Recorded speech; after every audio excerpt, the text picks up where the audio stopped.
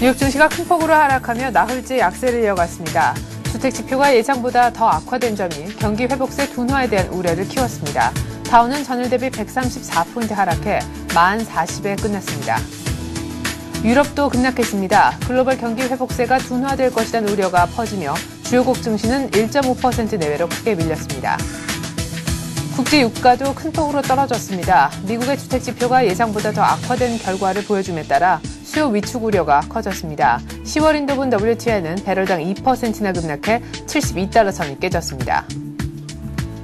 미국의 지난달 기존 주택 판매가 전월 대비 27% 이상이나 감소해 15년 만에 가장 크게 감소했습니다. 찰스 에반스 시카고 연방준비은행 총재는 최근 6개월 동안 미국 경제에 더블딥 위험이 높아졌다고 진단했습니다. 노벨 경제학상 수상자인 스티글리츠 컬럼비아대 교수는 유럽 경제도 긴축 정책으로 인해 더블딥 위험에 직면해 있다고 진단했습니다.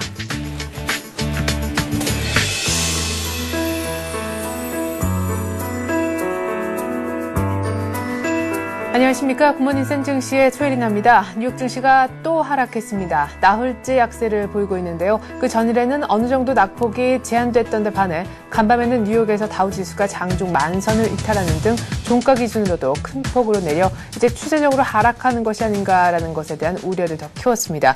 다우는 결국 134포인트나 하락을 하면서 만선에 겨우겨우 유지가 되는 모습이었었는데요. 역시 문제는 주택 지표에 있었습니다. 7월 기존 주택 판매가 15년 내 최대 폭으로 감소했다는 소식에 더블딥 우려가 다시 커졌습니다. 또 자세한 글로벌 증시 전문가와 함께 알아보죠. 한맥투자증권의 김관수 차장 만나보겠습니다. 안녕하세요. 네, 안녕하십니까. 네, 예상을 하긴 했었는데 결과가 2배 이상이나 안 좋네요.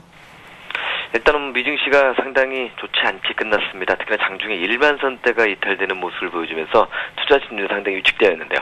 일단 나타나는 지표들이 여전히 좋지 않습니다. 오늘 나타난 기존 주택 판매 같은 경우가 15년 만에 가장 큰 감소치를 보여줬고요. 또 이걸로 인해서 경기 둔화에 대한 매물도 쏟아졌습니다. 또 금요일에 발표되는 GDP 수정치가 있는데 잠정치가 결국 크게 예상치보다 악화될 것이다라는 이런 부분들이 나타나면서 시장의 매물을 작용하고 있는데 여기에 또 시장은 안전자산으로 매수가 유입되면서 일단 엔이라든지 국채가 급등하는 그런 모습을 보여줬거든요. 그렇다면 시장 여전히 주시장에서는 불안감이 계속적으로 증식될 수밖에 없고 안전자산 쪽으로 매수세는 이어지고 또 나타나는 지표들은 좋지 않은 이런 모습을 보여주고 있기 때문에 이것이 단기적인 악재에서 끝나는 것이 아니라 계속적으로 구조적으로 이어지는 경기의 악순환이 이어질 수 있는 그런 모습이라서 상당히 좋지 않은 모습을 보여주고 있는데 고용, 소비, 주택 이렇게 연쇄적으로 계속적으로 시장에서 악재가 연쇄적으로 나타나고 있는 이 시점에서는 또 추가적인 매물 부담에 대해서 우리가 좀 더 생각을 해야 되는 그런 위치가 아닌가라 판단되고 있습니다. 네. 자, 그럼 이제 문제가 됐었던 기존 주택 판매에 대해서 좀 얘기를 해봤으면 좋겠습니다. 예상치는 그 전달에 비해서 한 12% 정도나 혹은 그보다 약간 더 이상 정도 급감할 것이다. 그것도 급감이라는 표현을 썼었는데 말이죠. 27%면 거의 한 예상보다 2배나 더 안 좋아졌다는 얘기인데 이게 15년 내 최대폭으로 줄어든 것이라면서요? 자, 이번에 미국의 기존 주택 판매를 발표했는데요. 15년 만에 가장 크게 감소, 95년 이후에 최고치라고 얘기를 하고 있습니다.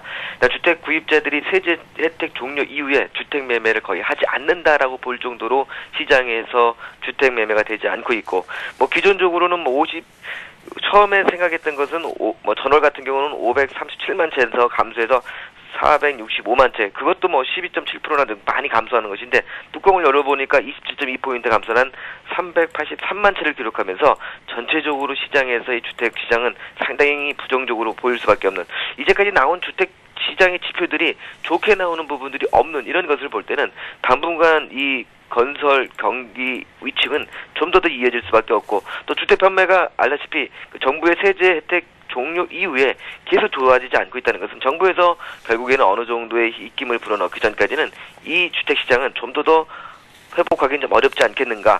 또 주택 부분의 회복이 더듬으로써 인해서 이어지는 고용에 대한 불확실성, 이것도 나타나고 있기 때문에 이런 부분들이 상당히 연쇄적으로 나타난다 보고 있습니다. 당분간 나오는 주택 지표 같은 경우는 이 앞전에도 그렇고 정부의 개입 없이는 여기서 바로 살아날 수 있는 그런 부분이 없기 때문에 당분간 이 지표들이 나올 때는 좀 조심하는 그런 전략을 구사해야 되지 않을까 이렇게 생각이 들고 있습니다. 네, 그래요. 미국의 주택시장이 지금 15년 내 가장 부진하다라고 하는데 지난 4월 말에 종료됐던 세제 지원이 일단 없어진 것이 가장 큰 또한 다시금 부진의 수렁으로 들어가는 그런 시초가 되지 않았나 싶고 말씀해 주셨듯이 고용시장 불안한 것도 주택시장 불안을 떨쳐내지 못하는 가장 근본적인 원인인 것 같은데 이래저래 미국의 주택 압류 물량도 계속해서 늘고 있다면서요?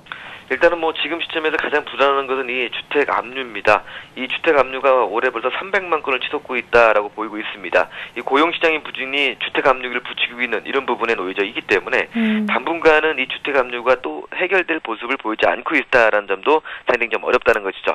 지금 실업률이 9.5% 정도를 달리고 있습니다. 그래서 내년 정도가 되면 실업률을 8%대로 유지할 것으로 보이는데 실업률이 5%대까지는 떨어져야 결국 경기가 어느 정도 회복세를 완전히 접어들 수 있고 또 이 주택시장도 살아날 수가 있는데 이런 경기라든지 이런 부분들이 살아나지 못하고 있고 또 경기에서 주택시장이 침체를 보이면서 고용도 살아나지 못하고 있고 이 실업률이 계속 이어지면서 주택 차압으로 이어지고 있기 때문에 당분간 이런 연쇄적인 악성 반응이 계속적으로 나타날 수밖에 없기 때문에 시장에서 나오는 지표들이 계속적으로 하나가 나올 때 여러 가지가 맞물려서 악재들이 부풀려지는 그런 모습도 현 장세에서 나타나고 있는 것이 아닌가라 판단되고 있습니다. 네, 꼭 이럴 때 어두운 전망이 또 함께 좀 나오더라고요. 예, 엎친 데 덮친 격으로 지금 주택 경기 실망감이 확산되는 와중에 찰스 에반스 시카고 연방 준비은행 총재가 미국의 더블딥 우려를 더 확산시킬 만한 그런 언급을 한 것 같습니다. 여기에서도 역시 고용에 대한 멘트도 있었다면서요? 일단 아시다시피 오늘 하락 이유 중에 하나가 에반스 시카고 연은 총재의 더블딥 위험성에 대한 경고 이것도 하나가 아니었나라 판단되고 있습니다. 인디애나폴리스에서 진 연설에서 미국 경기가 더블딥으로 빠져드는 것은 확실히 보이진 않지만 지난 6개월간 더블딥 위험성이 높아졌다라는 이런 부분을 내놨고요. 또 경기 회복 속도가 충분히 강한지가 우려된다라는 이런 얘기가 나오면서 전체적으로 경기에 대한 어두운 그림자를 갖다 냈습니다. 특히나 여기에 주택시장의 부진이 이어지고 있고 아시다시피 주택 차압이 300만 건을 치솟고 있는 이런 부분을 볼 때는 당분간 경기 회복세가 완만하게 접어들긴 좀 어렵지 않겠는가. 그래서 추가적으로 더블딥에 대한 위험성을 경고하는 이런 메시지가 나오면서 시장은 좀 더 추가적으로 1만선을 깨는데 장중에 한몫을 하지 않았나 이런 생각이 들고 있습니다. 물론 이것이 완전하게 시장이 더블딥으로 간다는 것은 아니겠지만은 결국 더블딥에 대한 위험성을 계속적으로 경고하는 그런 메시지로 현 장세가 받아들이는 것이 아닌가 이런 생각이 들고 있습니다. 네, 자 지금 주택을 사려는 사람은 좀 더 이런 어떤 집값의 하락 트렌드가 조금 더 이어지지 않겠느냐 해서 집을 사는 것을 지금 시점을 뒤로 미루고 있고 파는 사람들은 이미 지금 막 바닥을 쳤다라고 해서 지금 너무 싼 가격에 집을 내놓지 않으려고 해서 매매 자체가 지금 없는 상황인데 지금 미국의 모기지 금리가 정부 개입 없이는 더 치솟을 수 있다 이런 부정적인 전망이 또 나왔네요. 지금 아무리 사상 최저금리라고 해도 매매가 없는데 이렇게 된다면 더 큰 걱정입니다. 누가 한 얘기입니까? 채권왕이라 부르는 모리스라는 분이 일단 그런 얘기를 했는데요. 피코팜의 빌 모리스가 모기지에 대해서 정부 개입 없이는 4%대까지 쓸 수 있다 이런 얘기를 해놨습니다. 그런데 반면에 가이트는 미 재무장관은 정부가 지급 보증하는 국채 모기지 회사가 90%를 차지하고 있는데 이것을 점점 더 시장이 불합치하기 때문에 줄이겠다 이렇게 해서 좀 상충된 이런 내용을 좀 내놓긴 했는데요. 일단 지금 모기지 시장에서 나타나고 있는 것이 95%가 정부가 보증하는 보증만 팔리고 있다라고 합니다. 그래서 민간 시장이 완전히 소멸하는 상태인데 어차피 이렇게 된 바람에는 미국에서 모기지를 완전히 국유화하는 것이 어떠냐 이런 얘기도 나오고 있는 그런 부분인데 민간 시장이 다시 활성화된다는 것은 좀 비현실적으로 보고 이런 것들이 더 모기지 금리가 높아지기 전에 결국 국유화해서 좀 안정세를 찾아가게 하자 이런 얘기를 했는데 또 가이트는 재무장관은 정부가 주택시장에 대한 영향력에서 좀 더 서서히 줄여나가야 되는 그런 입장에 놓여져 있다라고 얘기를 해갖고선 둘의 내용이 좀 상반되는 그런 모습을 보여주고 있는데요. 당분간 그만큼 시장이 아직까지 금리에 대한 부분들도 좀 부담스럽고 결국 미국 증시의 금리가 더 떨어질 것이 없다라는 것이 앞으로 금리의 상승에 대한 위험성을 계속적으로 감수하고 있고 이런 것이 됐을 때 시장에 오는 충격은 더 클 수 있기 때문에 이런 것들을 선제적으로 해서 정부에서 어느 정도의 선제적인 방어를 해라 이런 쪽으로 우리가 좀 접근하는 것이 필요하지 않나 보고 있습니다. 네, 그래요. 자, 앞서서 지금 찰스 에반스 시카고 연방 준비은행 총재가 6개월 내 미국의 더블딥의 도래 가능성을 조금 높이는 그런 발언이 있었다라고 하셨었는데요. 유럽 쪽에서도 지금 더블딥 얘기가 또 나왔던 것 같습니다.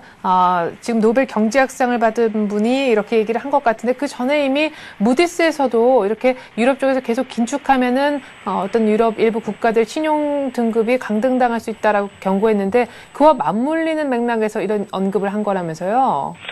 노벨 경제학상 수상자인 조지프 스티글리츠 콜롬비아 대학 교수가 유럽 경제가 계속 긴축을 하게 되면은 더블 딥의 위험에 직면할 것이다 이런 얘기를 했습니다.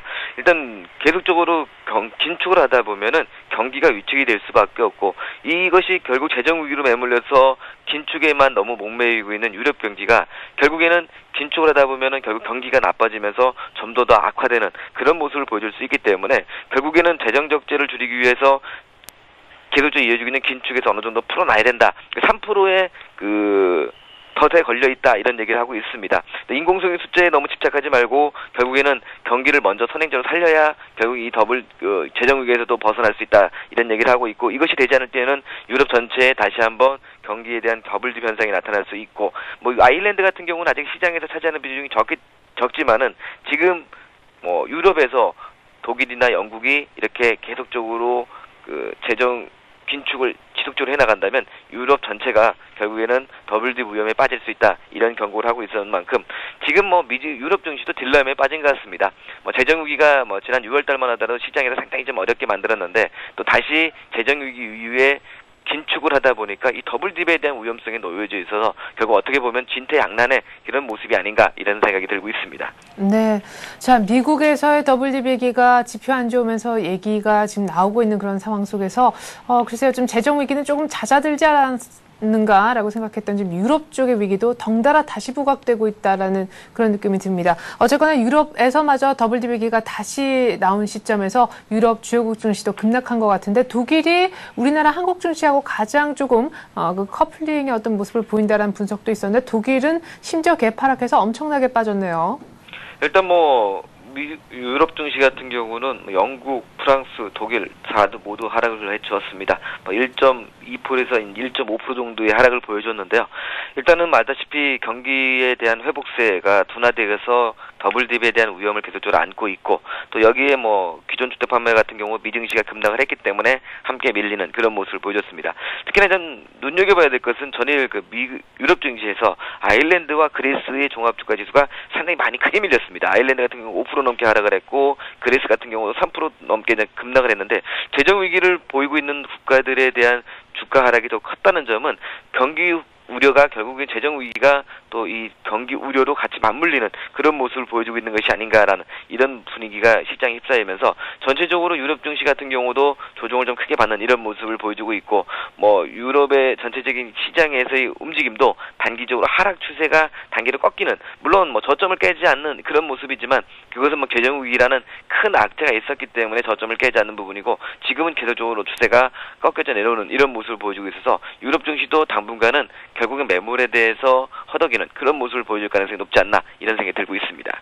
네, 자 이런 가운데 이제 주식시장은 조금 추세적으로 꺾이는 모습이 유럽에서도 그리고 미국 뉴욕 증시에서도 나타나고 있지만 상대적으로 안전자산은 랠리를 이어나가고 있는 것 같습니다. 유가는 부진한 가운데 미 국채 그리고 엔화가 계속해서 촉항세를 띠고 있는데 엔화가 장중에는 83달러까지도 찍었었다면서요.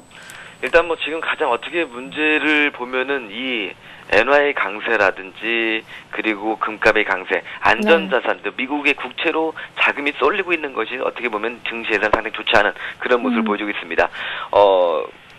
아시다시피 엔 같은 경우는 83.60까지 밀리면서 83까지 밀리는 그런 모습을 보여주고 있고요. 또 국채 같은 경우는 10년 만기가 2.5%가 무너지는 그런 모습을 보여주면서 국채가 랠리의 모습을 보여주고 있습니다. 금값도 여전히 상승하면서 1233달러를 보여주고 있다는 점은 결국에는 주식시장으로 들어와야 될 자금들이 안전자산으로 다 빠져나가는 그런 모습을 보여주고 있다는 것이죠. 유가 같은 경우는 경기 침체에 따라서 계속적으로 11주 최저가인 71.63달러를 기록하고 있고 또 이렇게 경기와 관련된 원재주들은 계속적으로 밀리는 반면에 안전자산으로 여겨지는 금, 그리고 엔, 국채 이런 부분들이 계속적으로 급등을 하고 있기 때문에 당분간 이런 것들이 시장에선 어느 정도 해소되지 않는다면은 결국 자금의 유입이 한쪽으로 쏠림 현상이 강화되는 그런 모습을 보여줄 수 있기 때문에 이런 것들도 우리가 현 시점에서 주식 투자하시는 분들이 하나의 시장 지표를 볼 때 결국에는 안전자산으로 자금이 쏠리고 있다는 것은 결국 주식시장으로의 매세가 강하게 이어질 수 있는 그런 모멘텀을 받쳐주지 못하고 있다라고 생각하시면서 이런 것이 좀 어느 정도 안정화될 때까지는 시장에서의 매매도 좀 자제해주는 그런 부분이 필요하지 않나라고 생각되고 있습니다. 네, 우리 증시 방향성 볼 때 미 국채 10년물 수익률 보는 것도 중요한 포인트다라는 말씀을 많이들 하셨었는데 결국에는 2.5%에서 더 아래쪽으로 깨고 내려가 버렸네요. 자, 일단 기존 주택 판매 크게 발목이 좀 잡혔습니다. 이 정도면은 기술적 반등도 나흘째 약세를 이어왔으면은 한 번쯤은 나올 때가 됐다 하는 생각이 드는데 말이죠.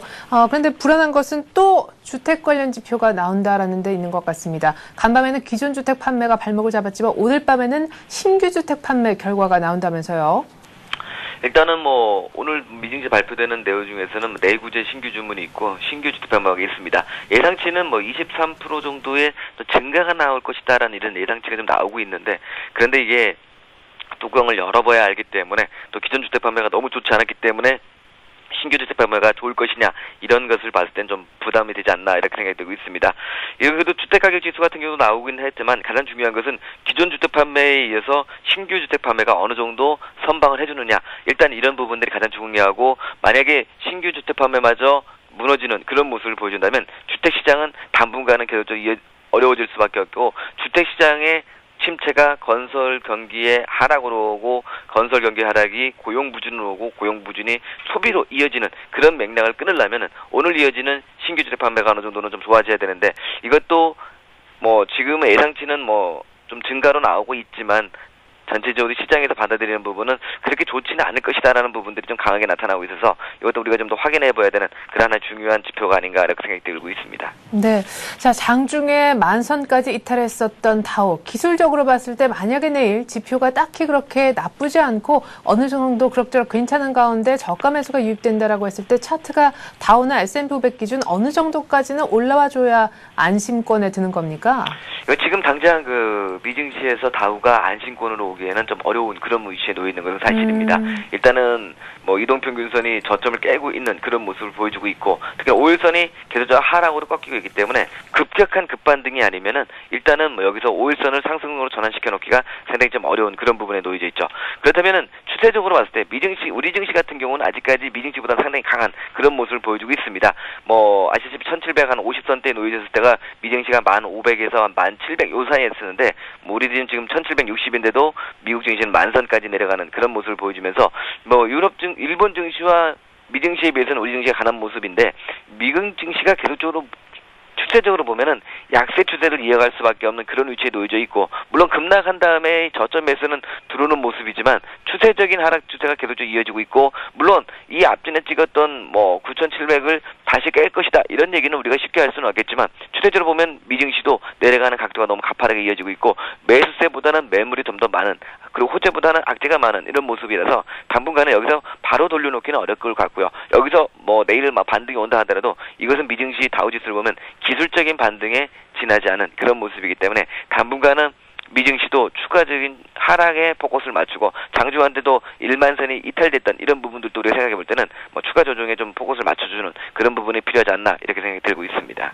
네, 이 시점에서 반등이 나온다 한들 기술적 반등이고 일단은 가파른 어떤 하락의 트렌드로 접어든 것 같다 이런 분석이셨습니다. 한맥투자증권 김관수 차장이었습니다. 고맙습니다. 네, 김관수.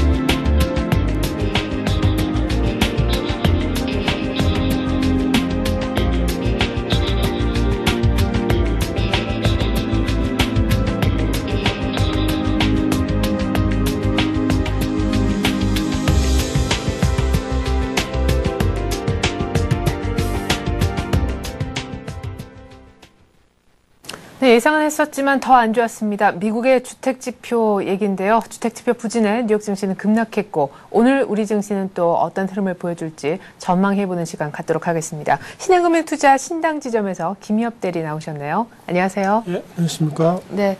자, 어제 우리 장이 진행이 될 때 똑같이 장이 진행이 됐던 옆나라 일본의 니케이 증시가 초반부터 니케이 225 지수가 9,000선을 이탈했고 결국 종가 기준으로도 9,000선을 이탈하는 모습이 굉장히 불안했었습니다. 엔고하고 맞물렸기 때문에 그럭저럭 그러려니 하는 부분도 있었었는데 결국 뉴욕도 지표 부진에 장중이지만 다우가 만선이 이탈된 시점. 우리 증시도 이제 디커플링을 논하기에는 뉴욕이 너무 힘이 없지 않나 싶거든요. 맞습니다. 그 코스피 지수가 그 연종 최고치를 그 앞에 두고서 상승 탄력이 계속해서 좀 둔화되고 있는 모습을 보이고 있기는 하고 있습니다. 그 유럽이나 미국과 비교해서 그 상대적으로 국내 주식 시장이 그 양화 흐름을 보이고 있지만 국내 시장이 보이고 있는데 이는 그 국내 시장이 경기 회복에 대한 그 신뢰도가 높고 그 안정적으로 유입되는 그 연기금 이런 매수세가 계속해서 그 동력을 제공해왔기 때문인 것으로 볼 수가 있습니다.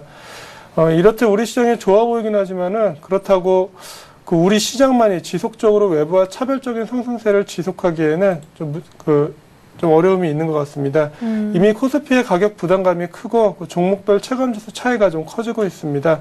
아무래도 주요국들의 경기 모멘텀이 위축되는 것으로 나오고 있는 상황이고 실적 시즌도 좀 끝나 있는 상황이라 정부의 거래 활성화 방침이 좀 기대되고 있는 건설주나 아니면 그 업황 회복에 따라 상승하고 있는 화학주, 2차 전지 정도만이 그 시장에서 아웃퍼폼하고 있는 상황이고 나머지는 다른 종목들은 이렇게 좋지 못한 모습을 보고 있습니다. 네. 향후에도 세계 경기 회복에 대한 자신감이 없는 상황에서 업종이나 종목을 구분 않고 그렇게 매수하기보다는 재료가 확실해 보이는 몇몇 업종으로 그 매수가 몰릴 가능성이 있습니다. 네. 따라서 그 확실한 업황 회복이 기대되거나 그 재료 보유 종목군으로 접근을 하셔야 되고 단순히 그 저가 메리트 이런 쪽으로만 접근하시면은 투자에 좀 어려움을 겪으실 것 같습니다.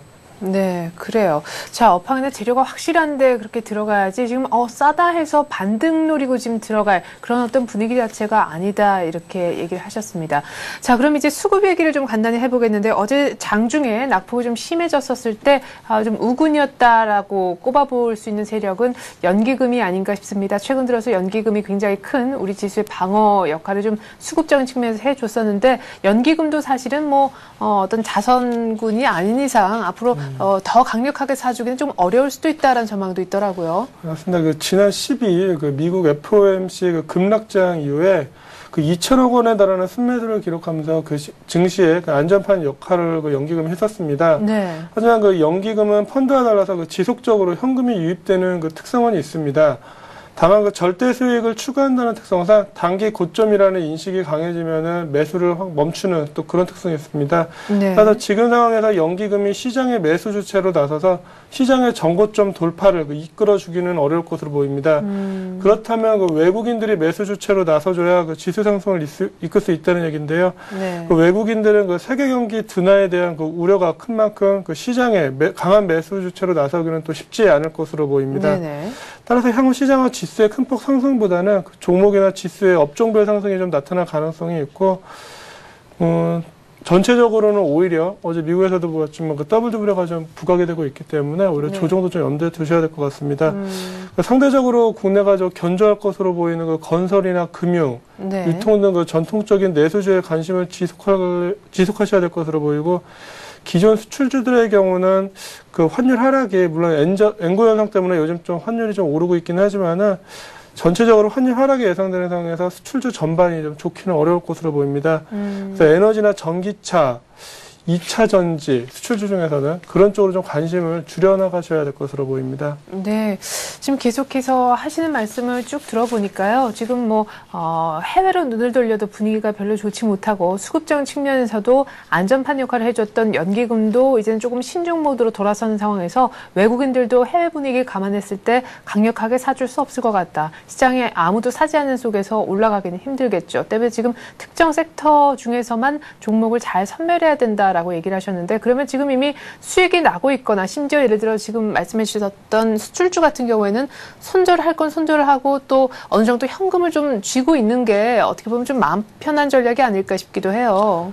지금 시장에서 이제 기존의 적극적인 매매를 하셔서 네. 뭐 수익을 내기가 쉽지는 않으실 겁니다. 실제로 보면은 지수가 오른 날도 보면은 빠진 종목이 더 많습니다. 예. 올랐다 그래도 뭐 충분히 수익 몇몇 종목들은 오르고 있지만은 그렇죠. 그거를 빠진 종목의 포트폴리오를 더 까먹는. 그렇죠. 예. 그 전체적으로 포트폴리오를 만들어 놓는다면 전체적으로 마이너스가 나오고 계실 겁니다. 그래서 현금 비중을 그러면 어느 정도 올려야 되냐 얘기 저희 좀 많이 듣는데 네. 이제 손실이 많이 났다. 그런 종목은 아직도 저점을 깬 건 또 아닙니다. 한다면 빠진 상태에서 약간의 반응 나서 다시 밀리고 있는데 저점을 깨는 상태, 특히 애매한. IT주들이 그런데 예. 그건 이제 저점 깨자마자 확인하시고 조금 더 빠지더라도 그때 움직이시면 될 것 같고 네. 기타 전체적으로는 뭐 요즘 말씀드릴 때 손실을 안 보셨거나 네. 아니면은 요즘 건설주나 몇몇 내수주들은 올라온 것도 있는데 네. 그런 종목들은 그냥 올라왔을 때 매도를 하셔서 현금, 다른 종목을 사시는 게 아니라 현금을 좀 보유할 것을 말씀을 드리고 있습니다. 굳이 네. 플러스라기보다는 예. 쉽게 말씀드리면 팔만한 종목들은 좀 플러스 현금을 보유하시는 것도 좋은 방법일 것 같습니다. 네, 앞서서 좀 괜찮은 시장 대비 그래도 아웃퍼폼 하고 있는 쪽을 좀 굳이 뽑자면은 건설주, 화학주 그리고 2차 전지 정도라고 얘기를 하셨는데 건설주도 좀 여쭤보고 싶지만 그에 앞서서 화학주를 좀 여쭤봐야 되지 않을까 싶어요. 이거 비싸서 화학주 접근하고 싶어도 할 수 없는 그런 분위기 속에서 어제 때마침 딱 조정을 받았고 오늘도 또 한번 조정도 어떻게 보면 시장 분위기로 봤을 땐 예상도 되거든요. 화학주가 사실 연초, 작년 항상 저평가에 대한 얘기는 나왔었습니다. 네. 저평가 항상 그 이익이나 자산 대비 저평가에 대한 얘기는 나왔었는데 저평가 상태를 유지하다가 올해 그 업황이 조금 회복이 되기 시작하면서 주가가 오르기 시작했고 네. 지금은 뭐 수출이나 그런 다들 몇몇 종목들 제외하고는 가장 좀 강한 그런 모습을 보였었습니다. 네. 근데 어제 시장이 좀 상승, 화학주와 건설주가 좀 장을 돌려놓는 분위기였었는데 아침에 오전에 미국 시장 하락을 하면서 좀 빠져서 시작했다가 오후 들어서 좀 상승 반전을 좀 하는 모습이었었습니다. 네. 그러다 다시 밀렸습니다. 예, 예. 반등에 좀 실패하고 밀린 모습이라서 오늘 밀려서 쫓아가 잡으시기보다는 네네. 바닥이 좀 단기 바닥이 오늘이나 내일 정도 해서 밀리다가 반등이 나오는 걸 후장에 반등이 나온다 그러면은 뭐 화학주 같은 경우는 사실 아직도 저평가의 개념으로도 볼 수가 있습니다. 네. 업황이나 이런 모멘텀으로 움직이기보다는 저평가단에다가 업황이 좋아지면서 오른다고 보셔야 되기 실적도 때문에 좋아진다 그러니까요. 예, 그래서 그런 경우에는 이렇게 저점을 잡으려고 하시기보다는 네. 바로 안 빠진다라는 빠지다가 좀 반등이 나온다 그러면 그럴 때 확인하시고 좀 들어가시는 게 나을 것 같습니다. 그래요? 지금도 비싸서 사실은 제일 저점에서 사고 싶으실 것 같은데. 그리고 일례로 뭐 호남석유 뭐 7만 원, 8만 원 할 때 네. 그때는 또 그걸 싸다고도 많이 비싸다고도 얘기를 하셨죠. 예. 이거 10만 원 근처 되는데 뭐 이 회사가 뭐 더 갈 수 있느냐 뭐 그런 얘기 많이 하셨었는데 네. 막상 또 올라오니까는 이제 또 너무 비싸다 그러시는데 네. 조정을 받고 만약에 그 반등만 나온다 그러면 다시 한번 사볼 만한 그런 가격대입니다. 뭐 화학주에 대해서 길게 말씀드린다 그러면 또 해드릴 얘기는 있는데 예. 뭐 가능성은 있는 섹터라고 보시면 될 것 같습니다. 예. 자, 그럼 우리 김엽 대리님의 거의 전문 섹터라고 볼 수 있는, 왜냐하면 사실 움직이기 전서부터 남들이 안 된다 할 때부터 말씀을 해 오셨었거든요. 이제는 진짜 가는 것 같아요, 건설주가. 뭐 매주 와서 말씀드리긴 했는데 예. 원래 저번 달에 만약에 그 거래 활성화 방안이 바로 나왔다 그러면은 네, 미뤄지지 않고. 예, 그랬으면 조금 먼저 움직였다가 조정 잠깐 받고 어떻게 보면 한번 좀 지금 같은 장이라 그러면은 시장에 좀 주도주로도 한번 나올 수 있지 않았을까 좀 그런 네. 생각은 듭니다. 한 달 미뤄줬고 조정을 약간 받았다가 최근에 또 장이 안 좋은 상황에서 뭐 대림산업 같은 경우는 최근에 한 20% 이상 올라오고 네. 있는데 이런 종목들이 지금 이제 제가 이제 말씀을 많이 드렸기 때문에 사놓으신 분들이 언제 팔아야 되냐고 말씀을 많이 하시더라고요. 예. 기본적으로는 일단 발표되는 시점, 거래 활성화 방안이 발표가 되거나 아니면은 발표가 임박했을 때 그 내용이 사실 거의 공개가 되고 있습니다. 지금 네, 기차의 그렇죠. 규제라던가 어디 숨겨놨다가 피는 게 아니기 때문에 거의 다 공개가 되고 있기 때문에 발표할 때 오히려. 네, 발표할 때 일단 차익 매물이 나올 가능성이 많습니다. 오히려 이렇게 공개가 다 됐다 그러면은 네. 발표하는 시점보다가 하루 정도 전에 정확히 언제라고 아직 나오지가 않고 있는데 그렇죠. 하루 정도 전에 뭐 제가 생각할 때는 그 발표 날짜가 발표될 때 그때 정도가 되지 않을까 싶은데 그때 이제 단기 차익 매물이 좀 나올 수 있을 것 같습니다. 네. 다만 이번에 그 단기 차익 매물이 나오면 건설주를 이게 고점이다 이런 관점보다는 네. 차익 매물이 나오고 나서 그 정부의 방향이 어차피 중요한 거기 때문에 건설 경기 살리려고 그런다 그러면은 그 차익 매물 나오고 나서 더 갈 수도.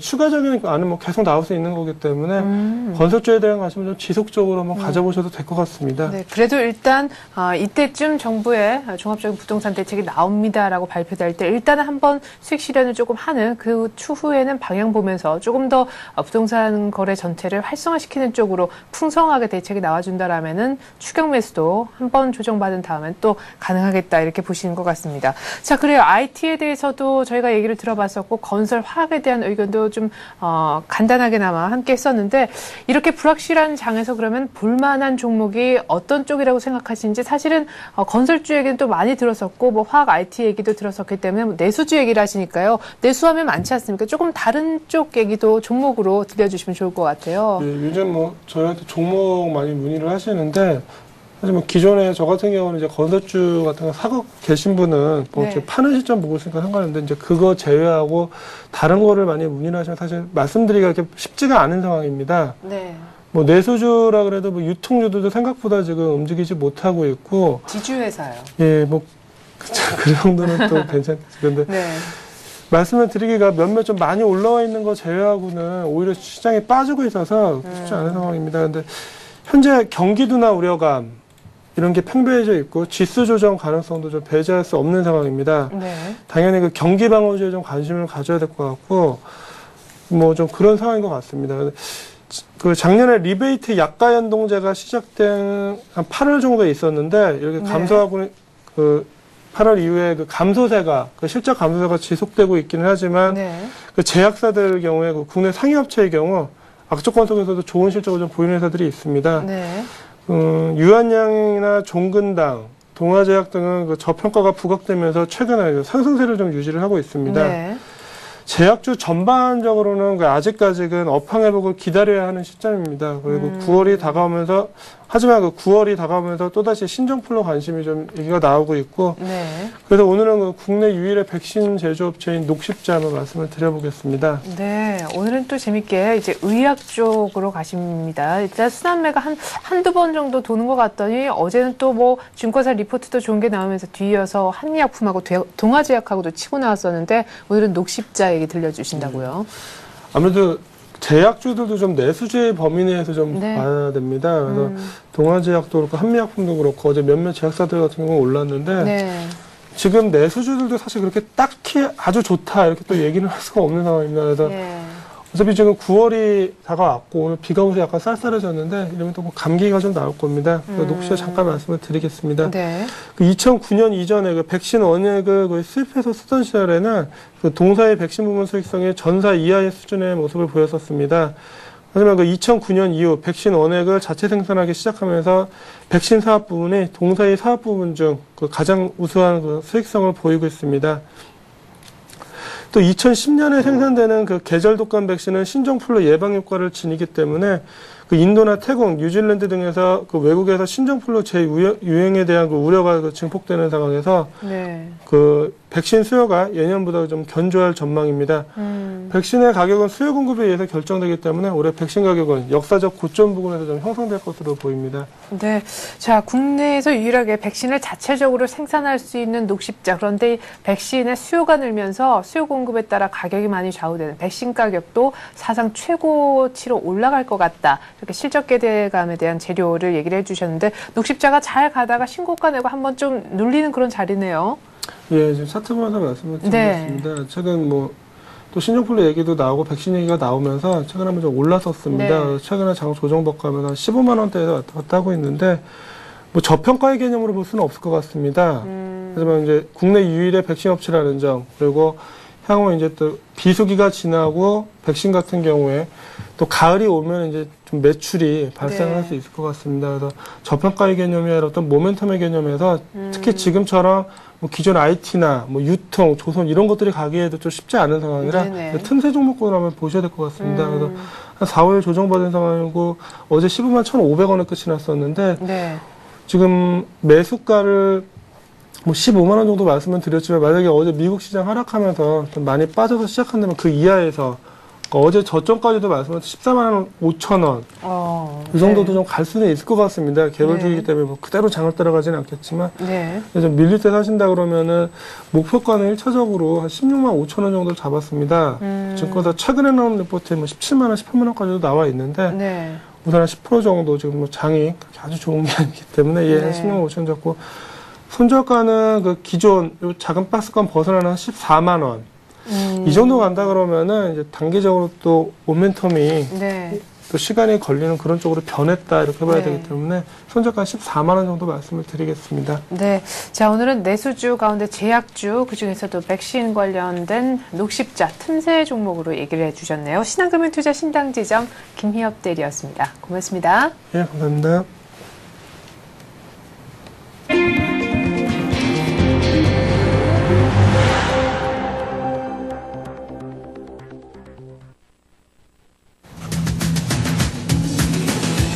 차세대 신산업으로 떠오르고 있는 스마트 TV 시장을 선점하기 위해서 정부 주도의 연합군이 창설됩니다. 국가 차원에서 애플, 구글과 본격적인 경쟁이 기대되고 있습니다. 김승현 하나그룹 회장이 재계 오너 경영인 가운데 처음으로 협력업체들 직접 찾아 통큰 상생 경영을 펼쳤습니다. 통계청 보고서에 따르면 지난해 출산율은 1.15명으로 2년 연속 감소했으며 초산 연령도 계속 높아지고 있습니다. 다음 달 출시를 앞두고 있는 아이폰4의 국내 예약 가입자 수가 20만 명을 돌파했습니다. KT는 정식 출시 이전에 예약 가입을 한 차례 더 실시한다는 계획입니다. 지난해까지 수도권 분양시장을 주도했던 인천 경제자유구역 분양시장이 하반기 들어 올 스톱됐습니다. 현재는 확정된 분양 물량이 전무한 실정입니다. 네, 오늘은 이 같은 내용 가지고 이슈앤 이슈를 진행할 텐데요. 설경제신문 부동산부에 있는 윤홍우 기자와 함께하겠습니다. 안녕하세요. 안녕하세요. 네, 자 스마트폰 다음으로 차세대 신산업으로 떠오르고 있는 것이 스마트 TV인데요. 이 스마트 TV 시장을 선점하기 위해서 국내 주요한 대기업과 정부가 손을 잡는다면서요? 네, 그렇습니다. 차세대 신산업으로 떠오르고 있는 스마트 TV 시장을 선점하기 위해서 정부가 주도하는 연합군이 창설됩니다. TV 제조사, 통신사, 방송사, 포털, 장비업체 등 스마트 TV 관련 모든 업체들이 모여서 스마트 TV 포럼이 다음 달 7일에 지식경제부 주도로 출범될 예정입니다. 여기에는 삼성전자, LG전자, SK텔레콤, KT 등 국내 스마트 TV 관련 대표 기업들이 모두 참여하는데요. 정부 주도 아래 스마트 TV 이런 포럼이 창설되는 이유는 스마트폰에 이어 다가오는 스마트 TV 전쟁에서 우리나라가 주도권을 확보하겠다는 뜻으로 풀이됩니다. 스마트폰의 경우 국내에서 삼성과 LG 같은 그런 대표적인 세계적인 업체들이 애플이나 구글 등 외국 업체와의 경쟁에서 좀 고전을 하고 있는 것이 사실입니다. 네. 스마트 TV는 이제 인터넷 접속 기능을 갖춘 그런 TV가 되겠는데 마치 스마트폰처럼 애플리케이션도 좀 쓸 수 있는 걸로 알고 있습니다. 앞으로 세계 스마트폰에 이어서 스마트 TV 시장도 경쟁이 본격화될 것 같아요. 네, 그렇습니다. 스마트 TV는 올해 하반기를 기점으로 이제 하나둘씩 선보일 예정인데요. 내년이 본격적인 스마트 TV의 원년이 될 것으로 보입니다. 이 스마트 TV는 TV를 시청하면서 이메일도 체크하고 블로그에 글도 쓸 수 있습니다. 애플의 스마트폰인 아이폰처럼 다양한 외부 소프트웨어, 즉 애플리케이션을 이용할 수도 있습니다. 구글은 이미 인텔, 소니와 손을 잡고 하반기에 스마트 TV를 선보일 계획이고요. 애플도 내년 출시를 목표로 iTV라는 이름의 스마트 TV를 출시하겠다고 발표를 한 바 있습니다. 삼성전자와 LG전자도 9월 독일 베를린에서 열리는 IFA 2010 전시회에서 스마트 TV, 차세대 스마트 TV를 선보인다는 예정인데요. 정부는 이번에 결성하는 스마트 TV 포럼을 통해서 이 같은 다양한 경쟁에서의 살아남을 수 있도록 활성화를 적극 유도할 방침입니다. 네, 내달 스마트 TV 포럼이 출범을 한다고 하는데 말씀해 주셨듯이 같은 세계 시장의 스마트 TV를 먼저 좀 파일을 선점하기 위해서 선제적 대응 차원에서 포럼을 여는 것이 아닌가 싶습니다. 자, 그리고 청와대가 최근에 대기업 기업에게 대기업과 중소기업 상생하라라고 강력히 좀 주문을 건 바 있는데요. 이에 아주 잘 대기업들이 호응을 해주고 있는 그런 상황이죠. 이런 가운데 김승현 하나 회장이요. 그 오너 경영으로는 처음으로 어제 협력사를 직접 방문했다면서요. 네, 그렇습니다. 김승현 하나그룹 회장이 오너 경영인 가운데 최초로 협력업체를 어제 직접 방문했습니다. 인천 남동공단의 한 중소기업인데요. 이 업체는 하나와 22년 동안 거래를 해왔지만 최근 공장 부지를 매입하기 위해서 엔화를 차입한 이후 환율 급등으로 좀 어려움을 겪어왔습니다. 네. 협력업체의 애로사항을 듣기 위해 현장을 방문한 김 회장은 무이자, 무보증, 융자를 지원하겠다고 약속을 했습니다. 김 회장은 하나그룹의 협력업체는 단순한 하도급 업체가 아니라 동반자이므로 서로 도와서 상생해야 된다고 이 자리에서 강조했는데요. 인근의 또 다른 협력업체에 가서도 원자재 가격 인상에 따른 어려움을 호소하자 실무진에게 납품 가격을 탄력적으로 조절하라고 지시를 했습니다. 하나그룹은 앞으로도 계열사 CEO와 임원들이 직접 협력업체를 방문해서 상생 협력을 위한 유대를 강화할 예정입니다. 앞서 지난해 9월 1천여 개 중소협력사와 상생협력 협약식을 체결하고 100억 원 규모의 상생펀드도 조성을 했는데요. 이에 앞서 삼성그룹, 현대건설 등 국내 굴지의 기업들이 모두 중소기업과의 상생 방안을 내놓는 데 나서고 있습니다. 네. 다만 중소기업 업계에서는 이 같은 변화가 어떤 정부의 주도에 따른 일회성 행사에 그치지 않기를 바라고 있습니다. 네, 그래요. 협력업체는 가족과 동시에 동반자다, 뭐 이런 얘기를 김승현 하나그룹 회장이 했다라고 하는데, 물론 정부로부터 대기업, 중소기업 좀 상생하는 쪽으로 방향을 좀 틀어봐라라는 주문이 먼저 있었었지만, 물론 주문이 없었을 때 이런 분위기가 조성됐으면 가장 좋았겠지만요. 그 이후에라도 조금 늦은 감이 있어도 이런 분위기가 늦게나마 만들어진 것은 참 다행이다 하는 생각이 듭니다. 자, 그리고 출산율에 대한 통계가 좀 나왔는데요. 지난해 집계입니다. 통계청이 내놓았는데 출산율이 지금 2년 연속 떨어지고 있고 뿐만 아니라 산모의 연령도 계속해서 높아지는 추세라고요. 네, 그렇습니다. 지난해 우리나라 합계 출산율이 1.15명을 기록해서 2년 연속 감소세를 보였습니다. 통계청이 어제 발표한 2009년 출생 통계에 따르면 여자 한 명이 평생 낳을 것으로 예상되는 평균 출생한 수인 합계 출산율은 1.15명으로 2008년보다 0.04명이 줄었습니다. 지난해 총 출생아 수는 44만 5천 명으로 2008년보다 2만 1,043명이 줄었고요. 여성의 평균 출산 연령은 30.97세로 사상 최고령을 기록했습니다. 출산이 이렇게 조금 늦어지면서 어떻게 보면 통계상에서 각종 부작용도 좀 감지가 되고 있는데요. 네. 출생아의 평균 체중이 2003년 이후 7년 연속 감소세를 좀 보이고 있습니다. 또 쌍둥이가 늘어난 것도 특징입니다. 네. 2000년 전체 출생아의 1.69%에 그쳤던 쌍둥이는 지난해 2.72%까지 증가를 했는데요. 네. 아무래도 그 불임 치료 등이 많다 보니까 시험관 시술하기 뭐 이런 문제 때문에 이렇게 좀 생기는 것으로 보입니다. 네. 자, 산모의 평균 나이가 31세에 거의 육박했다라고 하니까 노산이 점점점 가속화되고 있는 것 같습니다. 앞서 저희가 스마트폰에 이어서 스마트 TV가 뜬다는 소식을 전해드렸었는데요. 스마트폰 얘기도 빼놓을 수가 없을 것 같습니다. 아이폰 4 이제 내달에 나온다고 하는데 이미 예약하신 분들 많으실 줄 압니다. 일주일 만에요. 사겠다고 미리 선점한 예약자 수만 지금 20만 명이 넘는다고 하는데 때문에 KT가 2차로 예약 접수를 더 받을 모양이라면서요. 네, 아이폰 4의 인기가 상당히 높은 상황인데요. 온라인 예약이 20만 명을 넘어섰습니다. 수신불량, 이른바 외국에서 제기된 데스그림 논란에도 별로 좌우가 되지 않는 모습인데요. 네. KT는 이달 18일부터 실시한 아이폰 4의 온라인 예약 판매를 마감한 결과 가입자가 20만 명을 넘어섰다고 밝혔습니다. 영업일수로만 따지면 5영업일만으로 20만 대 가입 유치에 한 달이 걸렸던 아이폰 3GS에 비하면 무려 25일을 단축시킨 것입니다. 제품별로는 16GB 모델이 11만 2천여 대, 32GB 모델이 8만 8천여 대가 예약이 됐고요. 전체 예약 가입자 중엔 남성이 67%로 좀 더 많았고요. 여성은 33%를 기록했습니다. 특히 또 20에서 30대 연령층이 85%를 차지해서 역시 젊은 층의 선호도가 매우 뚜렷한 것으로 나타났습니다. KT는 온라인 예약을 신청하지 못한 고객을 위해서는 공식 출시 전에 한 번 더 사전 예약을 진행한다는 방침입니다. 네, 뭐 2차 예약이 더 추가적으로 지금 나올 모양인데 2차에선 또 얼마나 구름대처럼 예약자가 몰릴지 그것도 궁금하네요.